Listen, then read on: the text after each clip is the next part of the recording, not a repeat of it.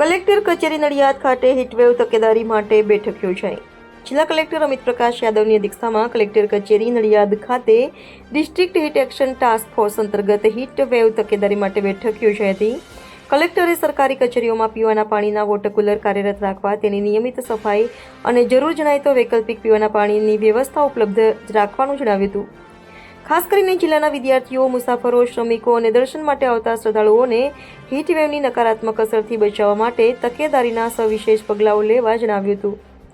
તેમણે ફરિયાદ બાબતે જિલ્લામાં પીવાના પાણીના સંદર્ભમાં કોઈપણ ફરિયાદ બાબતે તાત્કાલિક કાર્યવાહી કરવા સૂચના આપી હતી।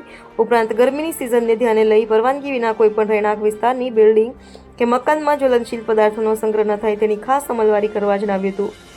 સાથે જ હીટવેવ સંદર્ભમાં શું કરવું અને શું ન કરવું તે બાબતની માહિતી આપતા હોર્ડિંગ્સ ખાસ કરીને ગ્રામ પંચાયતો અને ડેરી વગેરેમાં લગાવી લોકોને જાગૃત કરવા સૂચન કર્યું હતું।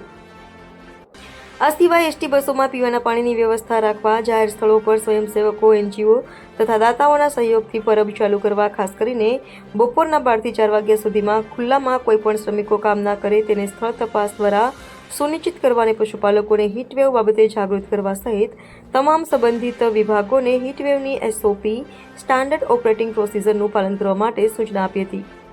આ બેઠકમાં જિલ્લા વિકાસ અધિકારી જયંત કિશોર, નાયબ વન સંરક્ષણ અભિષેક સામરિયા, ડીઆરડીએ ડાયરેક્ટર લલિત પટેલ સહિત ડિસ્ટ્રિક્ટ હીટ એક્શન ટાસ્ક ફોર્સના તમામ સભ્યો જોડાયા હતા।